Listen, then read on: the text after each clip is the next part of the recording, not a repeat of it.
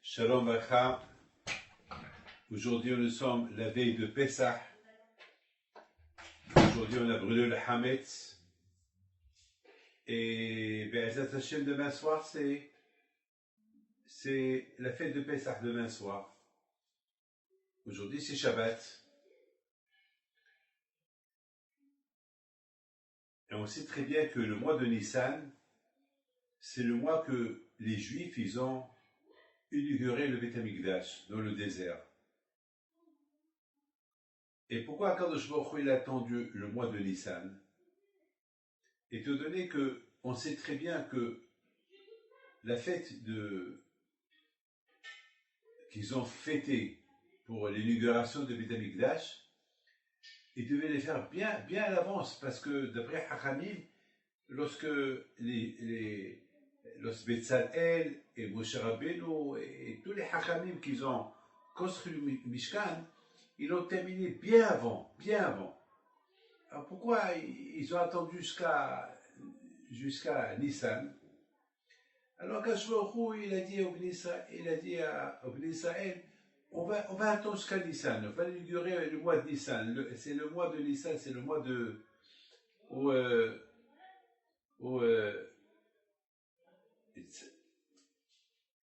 c'est le mois où Bnei Israël ont été libérés de l'Égypte. Et bien, Hashem, ça va être le mois que les Bnei Israël ils vont être libérés avec Mashiach. Quand je crois qu'il a fait que le mois de Nissan, il y aura l'inauguration du Mishkan. Mais quel rapport? Moi, je vois aucun lien. Moi, je pense que le jour que les Bnei Israël ont terminé la construction du Mishkan, ils devaient l'inaugurer. Pourquoi attendre jusqu'au mois de Nissan? Pourquoi attendre?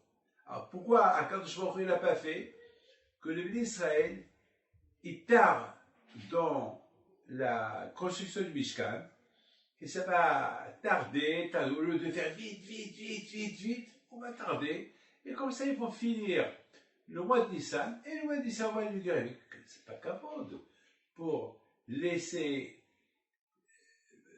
terminer le Mishkan, ils n'ont pas inauguré. C'est comme par exemple un roi, on lui construit un palais, et le palais il est prêt, et qu'est-ce qu'on dit? Oh non, on va le laisser attendre jusqu'à 2 mois plus tard. Non. Le caveau du roi, c'est de rentrer dans son palais. Pourquoi il va rester dehors? Là aussi, le Mishkan, c'est la maison d'Hachem. Alors, on l'a terminé, on l'a inauguré, tout de suite. Pourquoi attendre quelques mois pour l'inauguration? Quelle est la raison? C'est ça la question qu'on va essayer de comprendre. Mes amis, il faut savoir une chose, que Bémet, le but du Mishkan, c'est l'homme. L'homme, c'est écrit vers Asu le Mishkan v'shachanti betocham. Akadosh Baruch Hu a dit, faites-moi un sanctuaire, faites-moi un Mishkan, mais moi je vais résider dans vous. C'est-à-dire que le Mishkan, c'est un exemple. C'est-à-dire, comment nous on doit se construire. Et comment on apprend comment se construire? En voyant le Mishkan, on dit, voilà, on va être nous l'image du Mishkan. C'est-à-dire que Hachem, il va résider en nous. D'ailleurs, aujourd'hui, il n'y a pas de Mishkan, il n'y a pas de Beth Amikdash. Et où il est Hachem? Il est en nous, il réside en nous. Et d'ailleurs, Hachem, il veut qu'on lui ressemble. Comme que Hachem, il est miséricorde, nous aussi on doit être miséricorde. Comme que Hachem, il fait du Hesed, nous aussi on doit faire du Hesed. Comme que Hachem, il est... Et vous imaginez, Hachem, il veut qu'on lui ressemble? Ben oui. Parce qu'on fait partie d'Hachem. Chacun de nous, il a quelque chose de Akadosh Baruch Hu en lui. La Neshama. Donc, le but du Mishkan, c'est nous. Et nous, on existait déjà. Parce que le fait que les Bnei Israël, ils ont construit le Mishkan, alors chacun, il apprenait comment se construire lui-même. Alors pendant un laps de temps, une fois qu'ils ont terminé la construction du Mishkan, alors le Mishkan était prêt justement. Le Mishkan, Moshe Rabbeinu n'a pas fait que le Mishkan, on le termine avant l'inauguration. Le Mishkan a été terminé il y a 2 mois, ou même un peu plus, avant l'inauguration. Pourquoi? Parce que Hachem voulait que chacun de nous il fait l'expérience sur son propre corps. Est-ce que vraiment il est prêt à recevoir la Shekhinah de HaKadosh Baruch Hu? C'est la folie ce que je vous dis. C'est quand par exemple on construit un palais pour le roi et on voit est-ce que tout est fait. Après on fait une révision dans tout le palais. Est-ce que le palais, parce que c'est une fois que le roi il arrive, il va avoir une coupure d'électricité ou il va avoir et il va sauter un tuyau d'eau, c'est le biséon. Alors voilà. C'est-à-dire quand je vois, étant donné que le but de Hachat Hashchena, le but de la construction du Mishkan, c'est que c'est l'homme finalement qui va être le Mishkan de Hakadosh Baruch Hu. Alors, Hakadosh Baruch Hu, il a dit, bon maintenant on va voir, est-ce qu'il faut faire toutes les révisions, ils sont faites. Vous savez, un avion, lorsqu'on construit un avion, il ne décolle pas tout de suite. On fait pas on le remplit pas avec les passagers tout de suite. Tout d'abord, on fait des expériences, on le teste. Est-ce qu'il est bien? Est-ce qu'il n'y a pas de danger? Est-ce qu'il ne va pas décoller sans atterrir? Et on va mettre tout le monde au risque. C'est ça, la bataille, c'est ça. Donc, quand il a fait que, est-ce que, à Israël, ils sont prêts? N'oubliez pas, mes amis, que une fois que le Mishkan a été terminé, les bénis Israël, ils ont soupçonné Moshe Rabbeinu qu'il a volé de l'argent. Vous vous rendez compte? Moshe Rabbeinu, qui était le tzaddik de la génération, il a soupçonné. Est-ce qu'il a volé de l'argent ou pas? Est-ce que tout l'argent qu'ils lui ont donné, l'or, l'argent, les diamants, pour faire le Mishkan, est-ce qu'il n'a pas laissé un peu dans sa poche? Est-ce qu'il n'y a pas eu un trafic avec celui qui est de sa famille, avec Betzalel? Est-ce qu'ils n'ont pas, et les Hachamim qu'ils ont construits, est-ce qu'ils n'ont pas payé un peu d'argent? Et Moshe, est-ce qu'il n'a pas mis un peu de sa poche? Vous vous rendez compte? Ça veut dire qu'ils ont soupçonné le tzaddik Ador, ils ont soupçonné le roi, celui qui parle avec Hachem, quand il veut, Moshe Rabbeinu.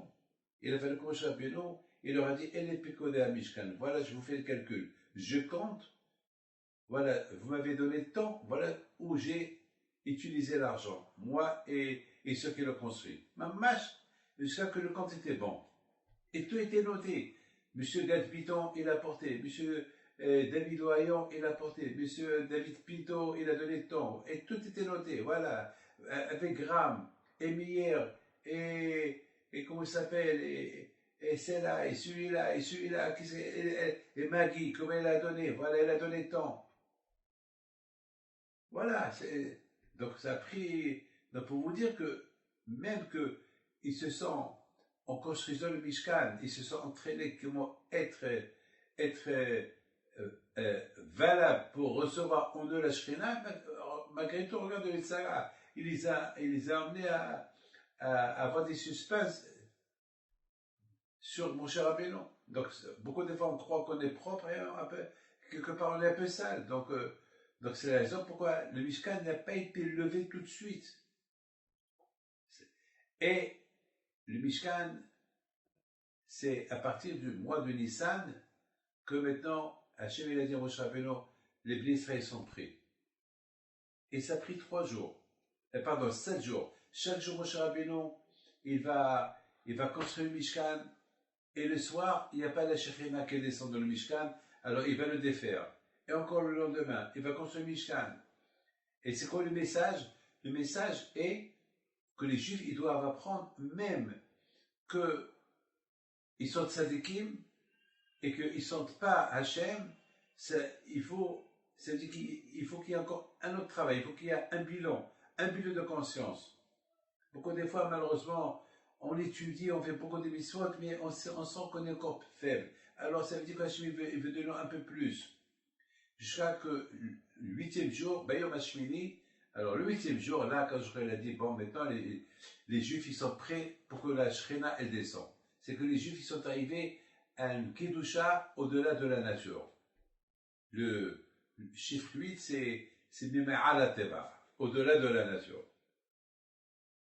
Alors c'est pour ça que le Beth Amikdash a été inauguré le 8e jour de Nissan. Et pourquoi que Nissan? Parce que Nissan, ça rappelle les Juifs le Nes, tous les miracles qu'il y a eu en Égypte. Alors là, ça leur a donné beaucoup de émouna, beaucoup d'énergie pour pouvoir accepter l'auréole de Hachem en eux. Et ils ont reçu l'auréole d'Hachem en eux lorsque, le 8e jour, la Shekhina, elle est descendue, et elle a brûlé tous les sacrifices, et là, la Shekhina, elle est rentrée en eux. C'était ça le but du Mishkan. Le but du Mishkan, c'est l'homme. Mais maintenant, peut-être, je vais vous raconter une histoire, une belle histoire. Il y avait un grand médecin en Angleterre qui s'appelle Rav Adler. C'était un médecin spectaculaire. C'était même les gens, les juifs, les non-juifs, il avait mamash, des pronostics favorables dans la médecine et tout. Donc il était très connu. Je l'ai connu en Angleterre. C'était vraiment un tzaddik. Et un jour, il a entendu que quelqu'un est malade à l'hôpital, et donc la famille, ils lui ont demandé s'il peut aller à l'hôpital pour voir s'il va bien. Alors il est parti à l'hôpital. Regardez, pour vous dire la hanava qu'il avait, ce docteur. Et lorsqu'il est arrivé à l'hôpital, bon, les médecins là-bas, ils ont dit, on ne peut pas changer la technique, parce que lui, il leur a donné un peu de conseils. Il leur a dit, écoute, ici on a nos méthodes, voilà, vous pouvez le voir, mais on ne peut pas changer les méthodes. On peut pas. On a commencé un médicament et un traitement, on ne peut pas changer. Bon, il n'a rien dit, le pauvre. Il est sorti. Il est parti. Il s'est arrêté au milieu de la route. Et il a commencé à pleurer. Il y a des gens qui l'ont vu à l'hôpital. Donc, ils étaient derrière lui. Lorsqu'ils l'ont vu qu'il s'est arrêté, ils se sont arrêtés derrière lui. Ils ont cru peut-être qu'il y a une panne de voiture. Ils descendent de la voiture et vont le voir. Ils voient qu'il est en train de pleurer. Pleurer. Il lui dit, ça va, tout va bien. Il leur a dit, non, tout va bien, votre Hachem. Pourquoi tu pleures? Non, ça va, je vous en prie. On veut apprendre. Est-ce qu'il y a quelque chose que on peut t'aider? Il a dit, non. Je pleure en priant Hachem. Parce que lorsque j'étais voir le malade, je vous ai vu là-bas, la technique qu'ils lui ont donnée, la méthode de médecine qu'ils ont utilisée, elle n'est pas à 100% fiable. Alors, mais c'est les médecins, je ne peux rien faire. Moi, je ne fais pas partie de cet hôpital, donc ils ne sont pas obligés de m'écouter. Mais il y a le grand médecin des médecins, c'est le bon Dieu. Alors, je prie à Kadosh Baruch Hu que Hachem, il lui envoie les fois Hachem à ce malade-là. Et que Hachem il fasse que le traitement qu'ils sont en train de lui faire, qu'il marche pour lui. Vous avez entendu dans votre vie une histoire pareille? Dites-moi. Vous allez voir un médecin, il vous donne n'importe quoi, après vous le payez. Voilà, comme le pauvre Mardochée Gnavo. Le pauvre. Pendant un mois qu'il était malade, ça coûtait des millions, ça coûtait. Ça coûtait un argent fou. Et chaque médecin, il dit comme ça, l'autre il dit comme ça, et en plus on les paye. Et à la fin, le pauvre, il est décédé. Pour vous dire que c'est pas évident, c'est pas facile. C'est-à-dire que la médecine, c'est la médecine, mais il faut qu'il y ait l'aide d'Hachem. Le bon Dieu, c'est lui le plus important. Mais regardez ce rabbin-là. Ça, je peux vous dire que ce rabbin, c'est un mishkan de HaKadosh Baruch Hu, parce qu'il ressemble à Hachem. Ça, il est parti, ils n'ont pas voulu le laisser s'occuper. Ça, il peut retourner chez lui. Non. Il s'arrête au milieu de la route, il pleure, il prie à Hachem qu'il envoie les fois Hachem à ce malade. Où vous avez entendu ça? Le mois de Nissan, c'est le mois que les Israël ont été libérés. C'est le mois où il y a eu beaucoup de miracles. Donc c'est le mois permettre que Hachem, il a montré au Israël de quoi il est capable. Les miracles de Nissan, HaKadosh Baruch Hu nous les rappelle chaque chaque année. D'ailleurs, je dois vous dire une chose. Le tabernacle lui-même, la façon dont il a été construit, c'est des miracles. Vous savez que pour construire un tabernacle comme ça, il faut être ingénieur, il faut avoir des diplômes, il faut avoir des cours de métier, il faut avoir des, je sais pas moi, plein de matériel. Et eux, ils étaient dans le désert.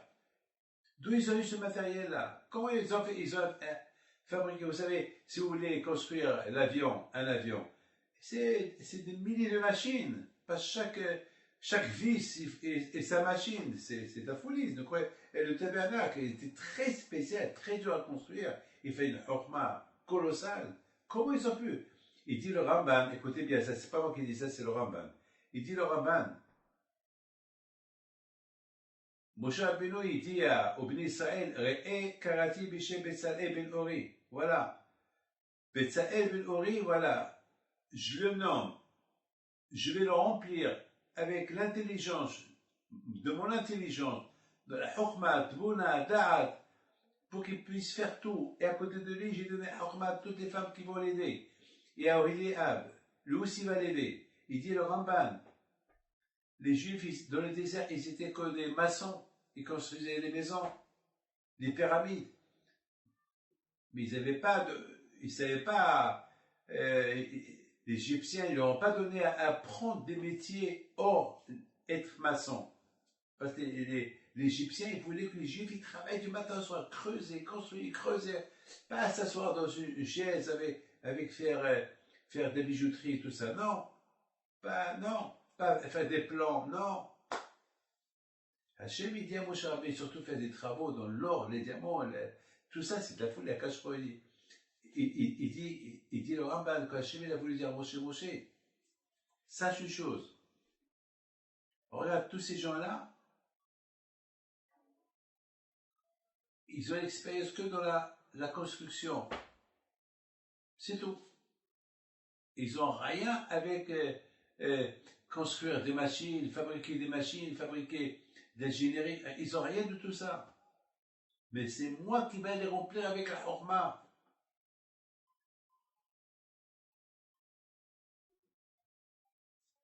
Maintenant, la bouteille, tous ces gens qui ont construit le Mishkan, quel mérite ils ont eu pour construire tout ça? Quel mérite? De quel mérite ils ont eu? Pourquoi Kachou les a remplis de horma?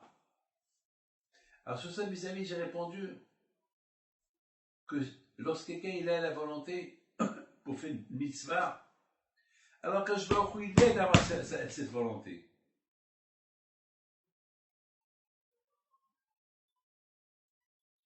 Dans la vie, il faut avoir la volonté. Lorsque quelqu'un il veut faire une mitzvah, quand je vois il aide à faire une mitzvah. Quand je vois, il a vu que les bénis Israël, après la faute du veau d'or, ils ont tellement regretté, ils veulent maintenant qu'Hachem réside en eux. Alors quand je leur ai dit, si vous voulez que je réside en vous, il faut me faire une maison. Et à travers la maison, je vais résider en vous. Alors tout le monde, chacun selon sa volonté, combien il veut qu'Hachem réside en lui. Alors quand je regarde, il a rempli de horma pour construire le Beth Amikdash. De là, on apprend, il n'y a rien qui peut être. Celui qui a la volonté d'être riche, il sera riche. Celui qui a la volonté de réussir, il faut la volonté. Bien sûr, la volonté avec l'aide d'Hachem. Il y a des gens qui ont la volonté pour faire du mal aussi. Moi, Rabbi Himpido, à la version de mon grand-père, toute sa vie c'était du Hesed, parce qu'il avait la volonté pour faire le Hesed. Alors quand je lui apporter des gens qui les suppliaient pour lui donner de l'argent pour faire du Hesed avec. Et c'est Rabbi Himpido en plus qui va choisir de qui va accepter l'argent et de qui ne va pas accepter l'argent. Parce qu'il avait la volonté de ressembler à Akash Baruch Hu. Le Ekarati Beshe Betzalel Benori, Akash Baruch Hu, il a dit, tu vois, ce Betzalel-là, tellement il a la volonté pour construire, jusqu'à que il est arrivé à être presque à côté de moi, dans le ciel, pour écouter ce que je suis en train de te dire.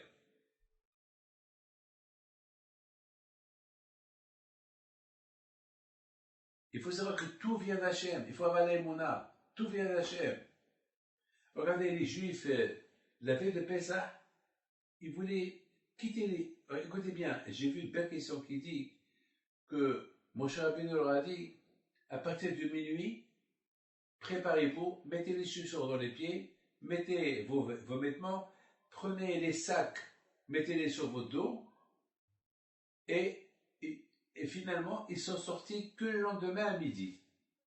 Alors, il y a beaucoup de rabbinim qui posent une question. Il dit alors, puisque Hachem, il leur a dit que vous allez quitter que demain à midi, le 15 Nissan à midi, alors pourquoi depuis la veille, depuis minuit, ils ont mis les chaussures, ils ont mis le chapeau, ils ont mis les sacs sur... Écoutez-moi, lorsque moi je suis à la maison, je suis décontracté, mais lorsque je mets le chapeau et la veste, ça veut dire que je vais sortir. Alors je ne comprends pas, imaginez-vous que je mets la veste, le chapeau, je mets mon manteau, je prends le parapluie et je reste à la maison encore 12 heures. C'est pas possible. Pourquoi alors? Pourquoi j'ai mis tout ça sur moi? Pour vous dire, j'ai répondu, j'ai dit, les Bnei Israël, ils avaient tellement la volonté de quitter, alors ils ont déjà mis, ils savaient que c'est demain à midi qu'ils vont quitter. Comme c'est écrit, au milieu de la journée du 15 Nissan, ils ont quitté l'Égypte. Eux, ils voulaient quitter jusqu'à depuis la veille, ils se sont déjà habillés.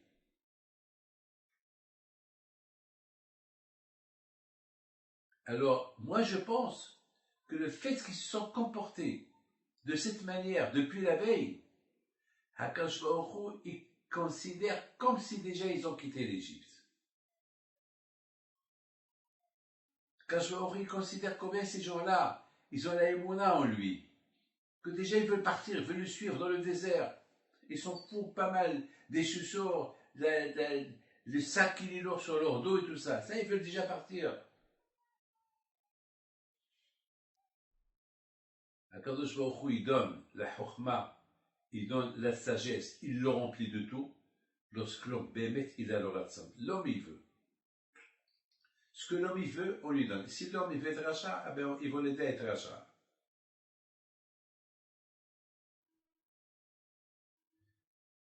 C'est de la folie. Par exemple, on dit dans la Torah que c'est Moshe Rabbeinu qui a construit le Mishkan. Personne ne l'a aidé. C'est bizarre. Pourquoi personne ne l'a aidé? Pourquoi il n'a pas demandé de l'aide? Parce que Moshe Rabbeinu, il avait la volonté, il voulait lui-même construire. Mais c'est impossible, c'est des miracles. Tu ne peux pas, Moshe, il y a certaines choses qui ça pèse des tonnes, comme les 48 poteaux. C'est des tonnes qui pèsent. Comment tu vas faire? Tu sais bien que tu n'as pas cette force. Mais il avait la volonté, il avait l'envie, alors quand je vois, il a aidé. Et c'est écrit que c'est Moshe Rabbeinu qui a construit le tabernacle. Et pourtant, la Torah dit c'est que le tabernacle, il a été construit. Et il y a deux autres passages qui disent que c'est Moshe Rabbeinu qui l'a construit. Alors la réponse, elle est que, à l'origine, c'est tout le monde qui devait construire le tabernacle, mais étant donné que Moshe, c'est lui qui voulait le faire tout seul, alors quand je vais au c'est écrit Biohikim Moshe. C'est écrit que c'est Moshe qui a construit le Mishkan. Parce qu'il avait une volonté, parce qu'il a dit quoi? Tout le monde a mis la main dans le Mishkan, moi j'ai pas les mains, alors quand je vais dire, alors toi tu vas être le Haram. C'est quoi? Construire le Mishkan tout seul, mais c'est de la folie. Sans se tromper, c'est de la folie. C'est comment? Mais c'est la volonté. Avec la volonté, on arrive. Vous savez, Rabodaï, Ishtamine, c'est maintenant qu'on a compris pourquoi le Beth Amikdash a été construit. Ils l'ont construit, ils l'ont monté, avec le mois de Nissan. Parce que le mois de Nissan, c'est le mois des miracles. Et Hachem, il a voulu montrer au Bnei Israël le miracle qui va se passer maintenant. C'est que Hachem va résider en chacun et chacun des Juifs. Donc le fait qu'il y ait la émouna de Pessah, la émouna de tous les mitzvot qui sont liés avec Pessah, alors, et plus Hachem qui va apparaître, donc c'était vraiment, et tout ça, comme préparation pour recevoir la Torah, donc c'était spectaculaire, c'était fantastique. On a vu que et je termine là, on a vu que les Nissiim, ça veut dire les ministres, les princes de chaque chevet, eux, ils apportaient les diamants pour le Abnim Elohim et pour le Hoshen Orim et Tumim. Ils ont apporté des beaux diamants, que ces diamants n'existaient pas, et étant donné que c'est eux les princes, il faut qu'eux ils apportent quelque chose de spécial, pas quelque chose, pas comme ce que les autres ils ont reçu, ils ont apporté. Alors qu'Ashbaruch il a envoyé du ciel des diamants, et ils les ont transportés, ils ont été transportés sur les Ananim, sur des nuées, jusqu'à la tente du Nassi, la tente du prince de la tribu. Alors maintenant, la Torah, une fois, elle écrit les Si'im avec Yud, une fois, la Torah, elle écrit les Si'im sans Yud. Et pourquoi la Torah, elle écrit les Si'im sans Yud? Parce qu'ils ont tardé. Parce qu'ils ont tardé. Alors, tout le monde, il apporte, et eux, ils sont venus vers la fin. Et c'est vrai. Eux, c'est pas parce ils étaient fainéants. Non. Parce qu'eux, ils ont dit, non, on va voir qu'est-ce que les Juifs ils vont apporter. Et ce qui manque, nous, on va compléter. De toute façon, il manque les pierres. Donc, c'est nous qu'on va compléter. Mais peut-être il y a d'autres choses qui vont manquer. Mais Akashko n'était pas très d'accord avec eux. Il fallait qu'ils apportent. Alors, tout le monde pose la question. Mais attends, mais ils sont gentils. Le contraire, ils ont dit, nous, on va compléter ce qui manque. Vous imaginez, vous êtes dans un gala pour ramasser de l'argent pour une yeshiva, et le riche, il y a un riche qui va dire, bon, moi je ne donne pas maintenant, mais ce qui manque, moi je vais le compléter. Alors ça veut dire, imaginez-vous, qu'ils ont besoin d'1 million de dollars, ils vont ramasser 100 000 dollars, alors lui, il va donner 900 000 dollars. Alors c'est bien. Ah, pourquoi quand je vais au pro, il n'était pas d'accord avec eux? Pour ça, la réponse, elle est, les Nissim, eux, ils devaient être les exemplaires. Eux, ils devaient être les premiers à apporter. Et après 6 mois qu'ils complètent. Il y a une halakha qui dit que quelqu'un qui a perdu son père ou sa mère, il n'est pas obligé de faire le brachot et de faire la prière.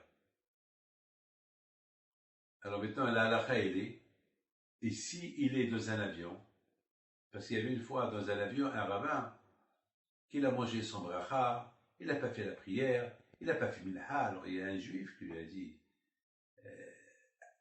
à la fin du voyage, il dit, je m'excuse, monsieur le rabbin, mais vous êtes connu, vous êtes un grand rabbin, mais j'ai vu que vous n'avez fait aucune bracha. Mais minha, vous ne l'avez pas fait, je ne comprends pas.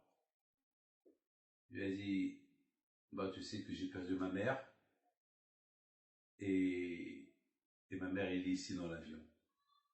Donc, je ne suis pas obligé de faire la prière, je ne suis pas obligé de faire des brachot. Parce que je suis honnête. Alors, il lui a dit, pardon, excuse-moi si j'ai pensé du mal sur vous. Alors maintenant, ce monsieur, est-ce qu'il avait raison? Ta question, est-ce que ce rabbin, il avait raison ou pas? Ben, il n'avait pas raison, c'est vrai. Il est honnête, c'est vrai, il n'est pas obligé de faire la bracha, mais si les gens ne savent pas qu'il a perdu sa mère, et que sa mère était dans l'avion, il fallait qu'il lui dise. Ou bien qu'il fait semblant, qu'il fait la prière, ou il fait semblant qu'il se lave les mains, pour ne pas que on va avoir des suspicions sur lui. Alors voilà, je pense que c'est pour ça qu'Ashbaruch était un peu en colère sur les Nissim. Il fallait qu'ils montrent qu'ils sont enthousiastes pour apporter, pour le Beth Amikdash, même s'ils font semblant qu'ils apportent. Ils apportent ce qu'ils peuvent. Au moins, ils sont les premiers à ouvrir le bal de la quête. Et après, ben, Azat Hashem, ce qui manque, ils vont le compléter. De toute façon, ces diamants, personne ne les a, c'est eux qui vont l'apporter. Alors, ok, qu'ils apportent une partie au début, au moins que les gens les voient. Les rabbins doivent être exemplaires. Et les Nissim doivent être exemplaires. Sur ça, la Torah les a punis et elle a écrit Nissim sans Yud. C'est comme s'ils ont fait ça avec orgueil. Nas'am libam, ça veut dire avec l'orgueil. Il y a Nissi Otlev, il y a l'orgueil spirituel, il y a l'orgueil qui n'est pas spirituel, qui n'est pas bon du tout. Et c'est pour ça, on voit tout le monde court pour apporter des donations pour le Beth Amikdash, et eux, ils attendent. Non, c'est pas bien. Donc, Ezat Hashem, que cette fête de Sukkot, Ezat Hashem, c'est la fête de la matzah qui symbolise la Hanava, être humble. Le Hametz, il symbolise la Gava. Et c'est la fête, c'est pour ça on l'a fait Hagapezah, la fête de sauter de la Gava et s'attacher à la Hanava. Et c'est la raison pourquoi l'inauguration du Mishkan, ça s'est passé le mois de Nissan, le mois d'Imira, le mois de la Hanava, qui est le mois de la Matzah, pas le mois du Hametz. Le mois bénéfique, le mois où les Juifs ont été libérés, ben, Hachem, ils seront libérés le mois de, comment ça s'appelle, le mois de Nissan. C'est le mois d'Yitzhak Avinu, qu'il a donné son coup pour être égorgé pour Akadosh Baruch Hu, sacrifice. Pourquoi Akadosh Baruch Hu a choisi les animaux à être égorgés de Ben Amikdash et pas les hayot, pas les bêtes qui sont sauvages, parce que les bêtes sauvages, ils sont orgueilleux. Mais les bêtes domestiques, ils sont très très humbles. Leur tête, elle est par terre. Leurs yeux, ils voient la terre, pas comme le lion, que ses yeux, c'est en face. Beaucoup des animaux sauvages, leurs yeux, ils sont en face. Pas les animaux domestiques. Le mois de Nissan, c'est le mois où de ce mois-là, tous les miracles pour toute l'année, ils arrivent. C'est pour ça qu'il s'appelle Rosh Chodashim. La tête de tous les mois. Ça a pris 1 an que les Juifs voyaient des miracles avant qu'ils aient été libérés pour qu'ils s'adaptent à la liberté et voir la grandeur de Hachem.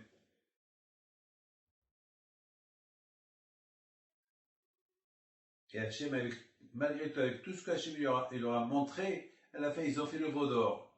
Ça veut dire, pour vous dire qu'on a affaire avec un Sahara, avec tout ce qu'on peut voir comme miracle et tout, le Sahara est très fort.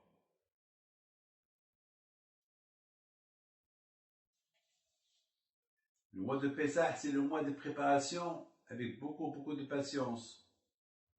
Comme la patience qu'il y a au Moshe Rabbeinu, même qu'ils l'ont suspecté, qu'il a volé, qu'il est voleur, et lui, à la Shalom, au lieu qu'il s'énerve sur eux, au lieu qu'il leur a dit, ah ben, le bon Dieu va vous punir, il ne va pas résider en vous, le contraire.